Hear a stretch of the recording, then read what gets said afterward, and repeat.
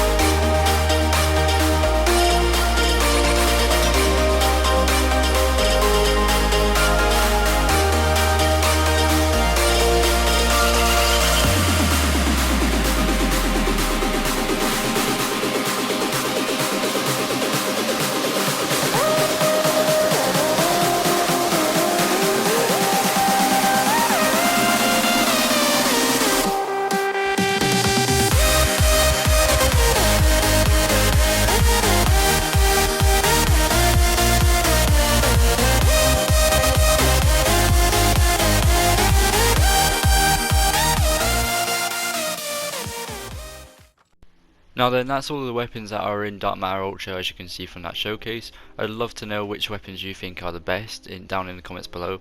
Personally, my favourite pick out of the bunch is definitely the Tundra, and it's definitely what I'll be rocking the most. And on the AK-7 for you on a different sort of variant. But in the background right now, I'm just going to it's just a gameplay of when I unlock Dark Matter Ultra. It's nothing special gameplay wise, but it's just something for you to watch while we discuss all these topics I'm going to go through. So for the first point mentioned, is it worth it? I'd say yes. I'd say, you know, it's definitely a lengthy process and it's going to take a bunch of time, but for the majority of it you're not even going to realise that you're actually going for it. I found the SMGs, the ARs, the shotguns and the tactical rifles were just simple. You know, you didn't actually have to think about it as much.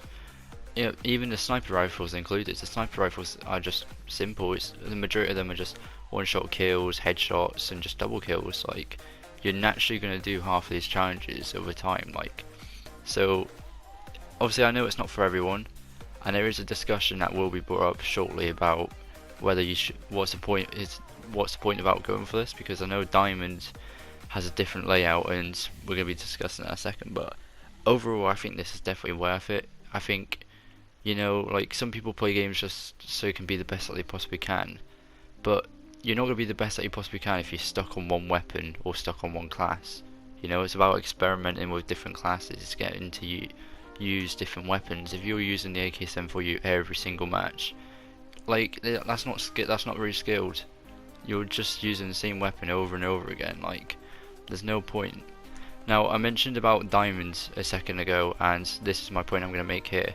So, as you can see with the Dark Matter Ultra on the QBZ, as you can see, it only takes up part of the rifles, and this is what's being criticised, because if we go over to Diamond in a second, you'll notice that this completely covers the gun.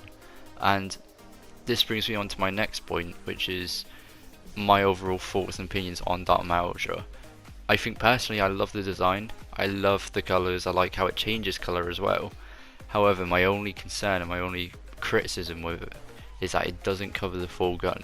I think with the Tundra it does, except for the muzzle, if I'm correct in speaking.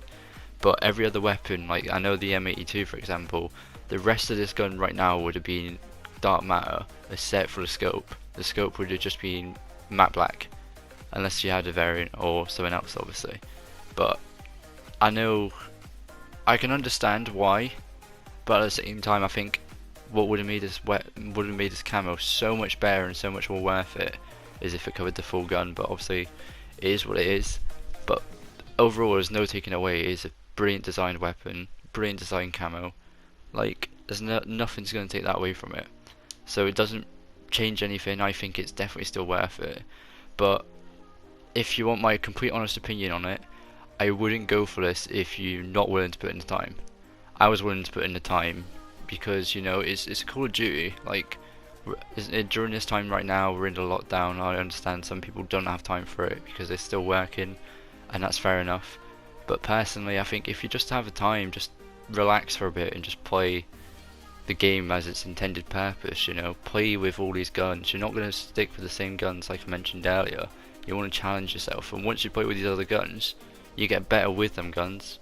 Whereas if you run out of ammo, for example, and you find it on the ground, you'll be like, oh, I'm used to this. Obviously it might have different attachments, but you're used to that weapon, so you kind of get a gist of, like, if it's good at range, its stability, everything like that. You've got to take everything into consideration right now. One of my last points I'm going to mention here, just to like wrap up this video, and I think this is the biggest one for anyone watching this video, is the difficulty. And obviously, like I said earlier, I've played a bunch of game time onto this right now. I could have finished it 10 times quicker, there's no doubt about it, but I think the most important thing about going for this right now is having fun. Don't just solely focus on camos and nothing else. You know, like, some matches just play with a good gun. You can't do camos constantly, it's just gonna, you're literally just gonna kill yourself. Your mentality is just gonna drain and you're not gonna bother, and then you're like, oh, I'm not gonna go for it because this weapon just takes the absolute piss to finish. No, just take your time with it, do some other weapons in the meantime. You know, certain maps, like, I remember when I was doing snipers, if I didn't get a good ground war map, or combined arms map as it is in this game, I would have just changed to a normal SMG. Like, there's no point on me, or a normal way out, there's no point in me, like, just killing my KD and not having a fun time. So don't feel like you're forced into it, because you're not forced into it at all. But overall difficulty wise, I'd say if you're going to go for this, just get ready for the launchers, because the launchers are the biggest pain in the arse. I think everyone who's gone Dark Matter Ultra can agree with. Even on zombies, it's a pain in the arse, but multiplayers are different, absolute different breeds. It's a nightmare. So if you got the patience, I know I lost my mind a lot, and I know I definitely raged and swore and broke a few controllers in the meantime doing it, because it's just an absolute chaotic feeling. But it is what it is at the end of the day. It's worth it. I think all you have to go for it. But overall, that just wraps up all my views and opinions on Dark Matter Ultra. I hope you guys enjoyed, and I hope I see more views in lobbies actually using that camo.